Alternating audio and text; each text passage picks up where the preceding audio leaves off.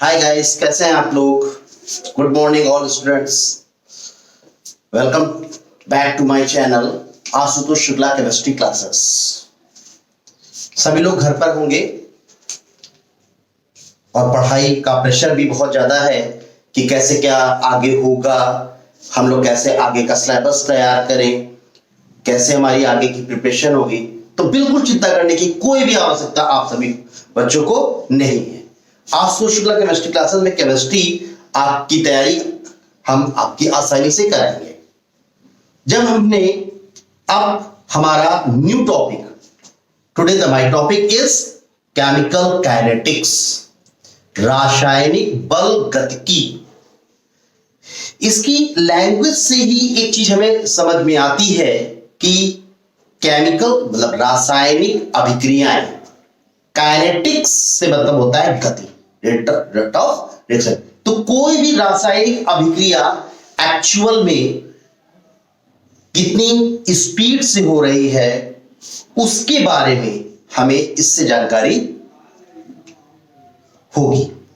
लेकिन सबसे पहली बात क्या है इंट्रोडक्शन, और इसके इंट्रोडक्शन को हम कैसे समझेंगे।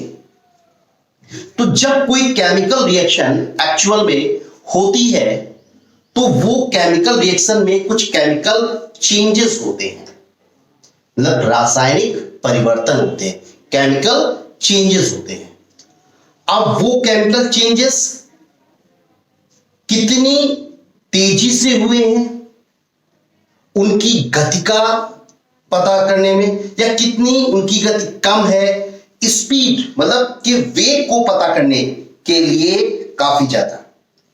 साथ ही साथ एक और बहुत विशेष बात, क्या ऐसा पॉइंट था कि हम लोग ने सोचा इसके बारे में। तो जब कोई रासायनिक अभिक्रिया होती है और उस रासायनिक अभिक्रिया के उपरांत रासायनिक परिवर्तन होते हैं, तो उस रासायनिक अभिक्रिया की दिशा क्या थी, डायरेक्शन क्या थी, उसके बाद किन किन कंडीशंस में ये रिएक्शंस कंप्लीट हो रही है, तीसरी बात कौन कौन से फैक्टर्स थे जो रिएक्शंस को अफेक्टेड कर रहे हैं, इन बारे में हमें विचार करना था। क्योंकि निश्चित रूप से बहुत सारी परिस्थितियां होती हैं, उनकी वेग किस गति से कोई रिएक्शन कंप्लीट हो रही है, इसका पता हमें कैसे लगाएं, उसके बारे में सबसे पहले साइंटिस्ट वेलहेल्मी एक साइंटिस्ट हैं, उन्होंने सबसे पहले इसके बारे में रासायनिक बल गतिकी के बारे में बताया था। तो केमिकल काइनेटिक्स एक्चुअल में है क्या, इसके बारे में हम लोग सबसे पहले तो इसकी एक्चुअल में डिफिनीशन क्या है ये हम लोग समझ लें। केमिकल काइनेटिक्स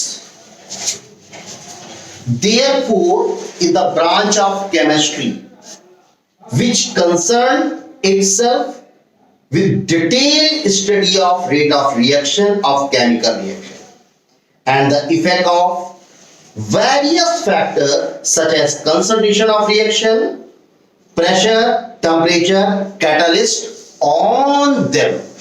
किसी भी रासायनिक अभिक्रिया में ताप, दाब, सांद्रण और उत्प्रेरण, ये सब क्या होते हैं, कारक फैक्टर्स होते हैं। इनकी वजह से अभिक्रिया क्या होती है, प्रभावित होती है, अफेक्टेड होती है। तो इनके बारे में आपको इस केमिकल काइनेटिक्स में बताया जाएगा। फिर बात आती है कि केमिकल काइनेटिक्स में तीन तरीके की क्या होती है, रिएक्शंस होती है। जनरली इंस्टेंटेनियस इक्वेशन, तात्क्षणिक अभिक्रिया होती है जो कि आयनिक अभिक्रिया भी कहलाती है, दूसरी अति मंद अभिक्रिया है और तीसरा मंद अभिक्रिया है। तो जो रासायनिक में अभिक्रियाएं केमिकल रिएक्शंस हो रही होंगी वो तीन तरीके की होंगी, इंस्टेंटेनियस रेट ऑफ रिएक्शन, दूसरी होगी वेरी स्लो रिएक्शन और फिर होगी स्लो रिएक्शन। फिर उसकी हम लोग फिर आगे क्या बात करते हैं, जब इंट्रोडक्शन ऑफ चैप्टर हो गया कि केमिकल काइनेटिक्स क्या होता है, तो उसके बाद बात आती है कि सबसे पहले हमें क्या क्या चीजें पढ़नी होंगी। Types of chemical reaction,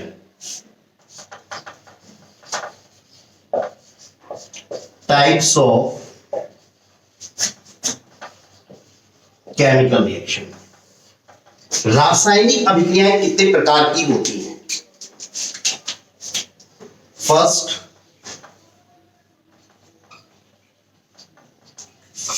reaction, B जिसे हम लोग इंस्टेंटेनियस रिएक्शन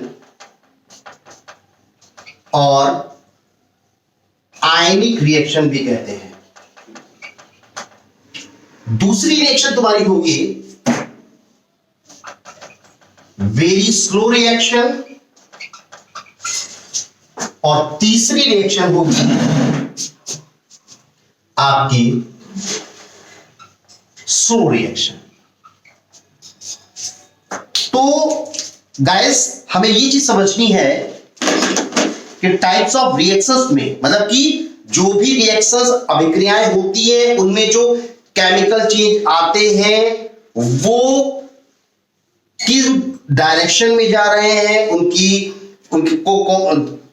सिचुएशंस कौन कौन सी है, उनको कौन कौन से कारक फैक्टर्स अफेक्टेड कर रहे हैं, उनके बारे में हम लोग समझते हैं। तो बात आती है कि रिएक्शंस, केमिकल रिएक्शंस जो on the basis of the chemical kinetics के बेसिस पे जो होती है वो कितने प्रकार की होती है, fast reaction, very slow reaction और स्लो रिएक्शन। एक चीज और थोड़ा सा जान लेगा गाइस कि ये जो रिएक्शंस, ये जो केमिकल काइनेटिक्स चैप्टर पढ़ रहे हैं, तो ये इंडस्ट्रियल मैन्युफैक्चरिंग मेथड जो होते हैं उनके बेसिस पे, क्योंकि हमें कोई भी प्रोडक्ट वगैरह जो होते हैं वो बहुत जल्दी से जल्दी बनाने होते हैं, तो हम निश्चित रूप से उनका रेट ज्यादा होना चाहिए, जल्दी जल्दी रिएक्शन, तो कितने रेट से कोई रिएक्शन हो रही है, तो उनके बारे में हम लोग इस चैप्टर में पढ़ते हैं। इनमें कोई प्रैक्टिकली ऑब्जर्वेशन नहीं होता है, इसलिए थोड़ा सा इसको समझिएगा। फास्ट रिएक्शंस आर क्या होती है, जिसे हम लोग ताक्षणिक अभिक्रिया भी कहते हैं, आयनिक अभिक्रिया भी कहते हैं। वे सभी रिएक्शन जो दो आयनों के मध्य, किसी भी यौगिक में उपस्थित दो आयनों के मध्य या दो से अधिक आयनों के मध्य रिएक्शन कंप्लीट होती है, दैट इज कॉल्ड एज ताक्षणिक रिएक्शन, फास्ट रिएक्शन। बहुत कम समय में कंप्लीट होने वाली रिएक्शंस क्या कहलाती हैं, फास्ट रिएक्शन कहलाती है। फास्ट रिएक्शन का एग्जांपल समझे तो NaCl plus AgNO3 give up NaNO3 plus AgCl। यहां पे जो AgCl का फॉर्मेशन होता है उसमें Ag प्लस आयन और Cl माइनस आयन कंबाइंड होकर के AgCl, जब Ag प्लस आयन और Cl माइनस आपस में जब कंबाइंड होते हैं तब AgCl का सफेद अवक्षेप आता है, दैट इज व्हाइट प्रेसिपिटेट आता है। तो जितने भी आयंस के बीच जो भी रिएक्शंस वगैरह होंगी गैस, वो क्या होंगी, वो सभी फास्ट रिएक्शन, इंस्टेंटेनियस रिएक्शन या आयनिक रिएक्शंस कहलाती है। इन सब में लगभग 10 टू द पावर -3 सेकेंड का टाइम लगभग लगता है। Okay, next very slow reaction. Very slow reactions की बात करें गाइस, तो आप कैसे इस चीज को समझेंगे, जब हम वेरी स्लो रिएक्शन की बात कहते हैं तो उसका बहुत अच्छा example rusting of iron, rusting of iron होता है। और वेरी स्लो रिएक्शन, बहुत मंद गति से होने वाली अभिक्रियाओं का हमारे जीवन में कोई मतलब नहीं होता। हम उनका रेट क्यों पता करें, उनकी स्पीड क्यों पता करें, क्योंकि रस्टिंग ऑफ आयरन एक बेस्ट एग्जांपल होता है। इसलिए वेरी स्लो रिएक्शन का अपने केमिस्ट्री इन एवरीडे लाइफ में, मतलब जो दैनिक जीवन में इनका कोई बहुत ज्यादा महत्व नहीं होता है, तो इसके बारे में बहुत ज्यादा पढ़ने की आवश्यकता नहीं। रस्टिंग ऑफ आयरन, आयरन को कितना ज्यादा टाइम, अब हम उसका रेट क्यों पता करें, जिसको होने में ही बहुत ज्यादा समय लगता है उसको हम क्यों पता करें, तो इसका कोई बहुत ज्यादा यूज नहीं होता है। फिर बात आती है स्लो रिएक्शन। स्लो रिएक्शन की बात करते हैं तो मॉलिक्यूल्स के बीच होने वाली जितनी भी रिएक्शंस होती हैं, या डीकंपोजिशन ऑफ हाइड्रोजन पेरोक्साइड आप बोल सकते हो, डीकंपोजिशन ऑफ नाइट्रोजन पेंटाऑक्साइड, फिर ईस्ट्रीफिकेशन बोल सकते हैं, एसिटिक एसिड एथिल अल्कोहल से जब रिएक्शन करता है और एथिल एसिड बनाता है, it is the best example of slow reaction. Slow reaction में ये सब आते हैं। तो स्लो रिएक्शन में क्या होगा? स्लो रिएक्शन में तीन रिएक्शन आती है, एस्टरीफिकेशन आ सकता है, दूसरा decomposition of H2O2 and N2O5 are the example of this. अब बात आती है कि जब हम फास्ट रिएक्शन स्लो रिएक्शन पढ़ते हैं तो उसके बाद हमें क्या पढ़ना है? उसके बाद जो अगला नंबर आएगा पढ़ने का,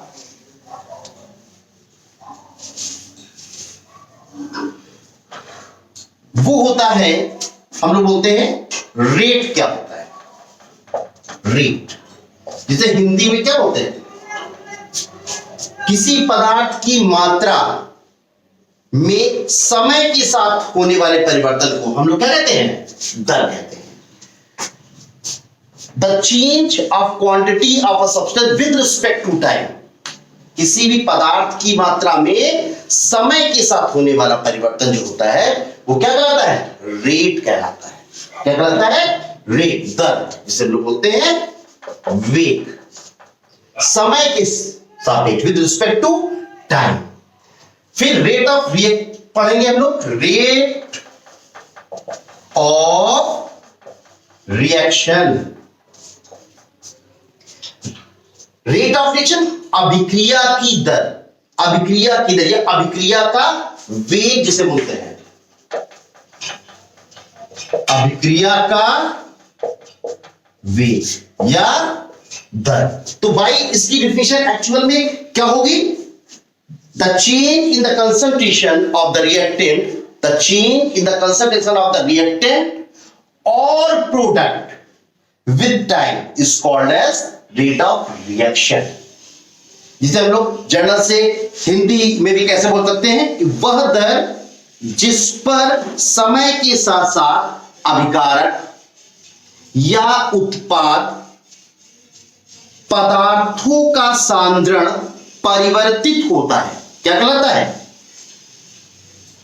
अभिक्रिया का वेग या दर कहलाती है। मतलब कि जब कोई रासायनिक अभिक्रिया हो रही होती है तो उत्पाद मतलब प्रोडक्ट और रिएक्टेंट माने अभिकारक की सांद्रता में जो परिवर्तन होता है उसे हम लोग कहते हैं रेट ऑफ रिएक्शन, अभिक्रिया का सांद्रण। अब अभिक्रिया का सांद्रण या कंसंट्रेशन की बात करेंगे तो जब मीडियम हमारा जली होगा, एक्वस होगा, तो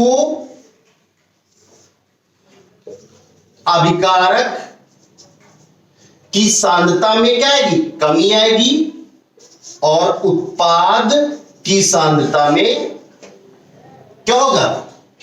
कि बढ़ोतरी होगी। जब माध्यम हमारा एक्वस, तो वहां हम लोग बात करेंगे कंसंट्रेशन की, किसकी? सांद्रता। लेकिन जब हमारा माध्यम क्या हो? गैसियस होगा, गैसियस होगा, तो हम लोग वहां पे जो हमारे फैक्टर होंगे वो क्या होंगे? दाब, कंसंट्रेशन होगा। तो रिएक्टेंट का कंसंट्रेशन बढ़ेगा, घटेगा, और प्रोडक्ट का कंसंट्रेशन बढ़ता है। तो depend upon the medium, medium मतलब के आधार पर यदि माध्यम हमारा जली होगा तो सांद्रता की बात करेंगे, और गैस होगा तो प्रेशर की बात की जाएगी।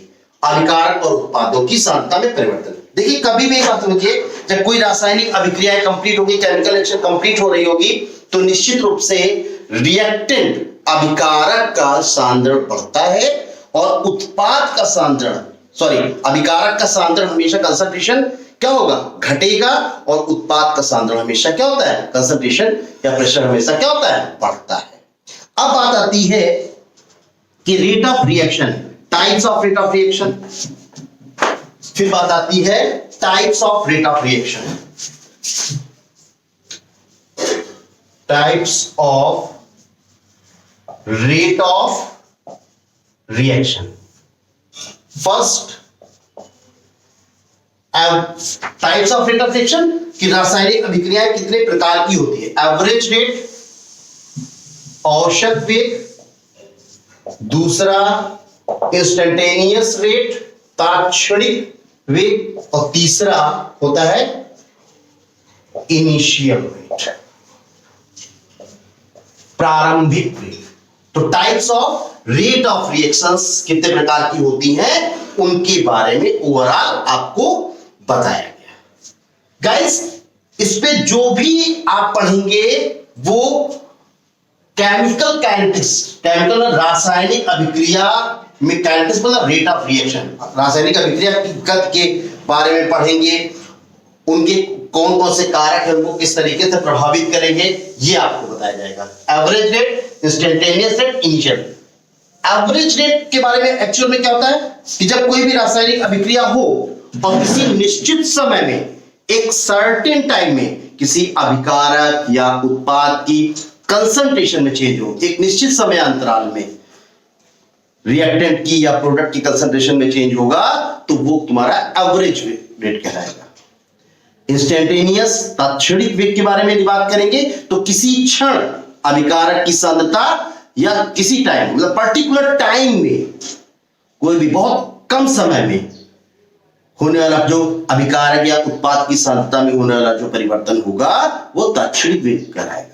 और फिर बात आती है प्रारंभिक वेग की। तो सिंपल सी बात है कि प्रारंभिक वेग तो कहीं कोई दिक्कत ही नहीं होगा कि प्रारंभ में किसी अभिक्रिया का वेग, जो जब रिएक्शन कोई शुरुआत हो रही होती है, रिएक्शन कम चालू होती है, तो उसमें जब किसी अभिक्रिया के वेग में जो रेट ऑफ रिएक्शन में जो भी चेंज आते हैं, that is called as initial. क्या बोलते हैं?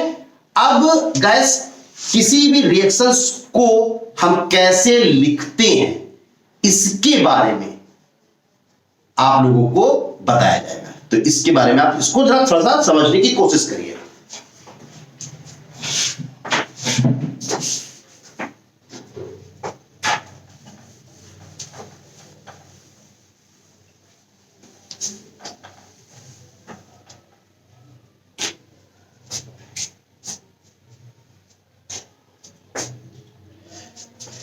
इसमें हम आपको ये बताएंगे कि एवरेज रेट के बारे में यदि किसी रिएक्शंस को हमें लिखना पड़ जाए तो स्टीचियोमेट्रिक कोएफिशिएंट के साथ कैसे लिखेंगे उसको आपको पता चलेगा।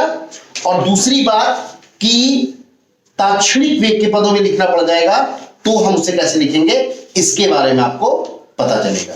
तो थोड़ा सा इसको गाइस आप लोग अच्छे तरीके से देखते चले कि कैसे क्या होगा। Rate of reaction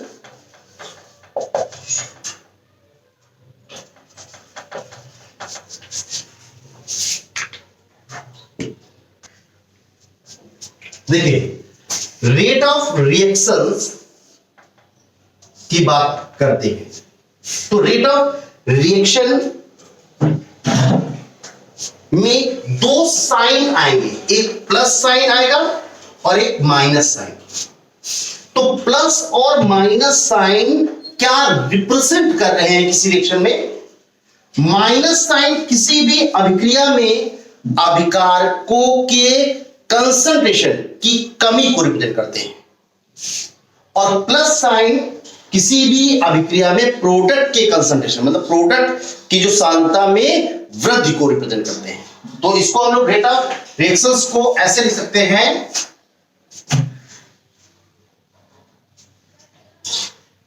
rate of reaction equal to decrease in concentration of product reactant before reaction, after reaction, upon change in time. Okay guys, फिर इसी को जब हम प्रोडक्ट के फॉर्म में लिखेंगे तो क्या लिखेंगे, इंक्रीज इन कंसंट्रेशन, मतलब सांद्रता में वृद्धि किसकी, प्रोडक्ट मतलब उत्पाद की, कब, आफ्टर रिएक्शन, जब अभिक्रिया पूर्ण हो जाएगी, upon change in concentration, change in time, sorry, ठीक। तो प्लस माइनस के साइन ये हमें रिप्रेजेंट करेंगे, ठीक है। किसी इक्वेशन, थोड़ा न्यूमेरिकल मैथमेटिकल कंसेप्ट की बात कर लेते हैं। तो मैथमेटिकल कंसेप्ट में कैसे क्या होगा, इसको देखिए,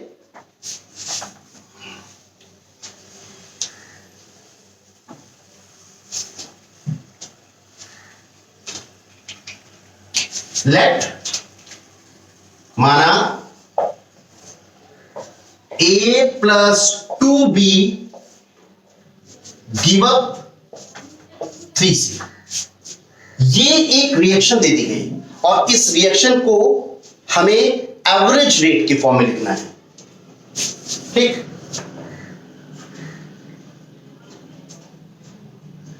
एवरेज रेट, औसत वेग। तो अभिकारकों की सांद्रता घटती है और उत्पादों की सांद्रता बढ़ती है, तो एवरेज रेट। ये सब नंबर स्टीचियोमेट्रिक कोएफिशिएंट वैल्यू है। तो ए में कोई भी मोल, 1 मोल है, तो क्या लिखेंगे, ए लिखेंगे, माइनस साइन लगाएंगे, stoichiometric average rate according to stoichiometric method, according to stoichiometric method, minus का del change in concentration upon delta T, फिर इक्वल का साइन लगाएंगे, दिस इज स्टीचियोमेट्रिक इक्वेशन। फिर 2 मोल्स है तो इनको फिर minus sign, 1/2 delta B, sorry, upon delta T, फिर प्लस, तो प्रोडक्ट का बढ़ता है तो 1/3 जितने भी नंबर ऑफ मोल्स में होंगे वो फ्रैक्शन में लिखे जाएंगे, delta C upon delta T. तो ये हम क्या बता रहे हैं कि कोई भी यदि अभिक्रिया होगी और उसे एवरेज रेट, औसत वेग के बदले में एक सब इक्वेशन लिखना पड़ता है, तो आप इस तरीके लिखेंगे।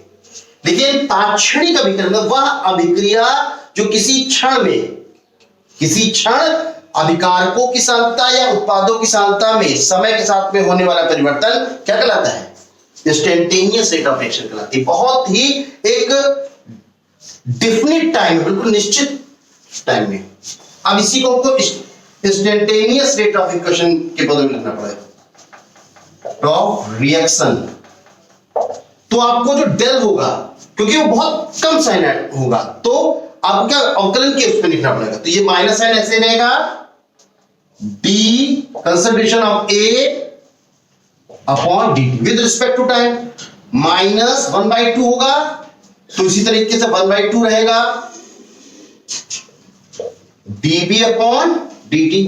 Concentration that is the active mass होता है, तो हमेशा इसे स्क्वायर ब्रैकेट में ही लिखा जाता है, equal two plus sign 1/3 dC upon dt। Okay, और भी आप लोगों को क्वेश्चंस बताए जाएंगे। यदि आपको मेरा लेक्चर अच्छा लगा हो तो चैनल को सब्सक्राइब कीजिए, ज्यादा से ज्यादा लाइक कीजिए, शेयर कीजिए, कमेंट्स कीजिए। Okay, good bye.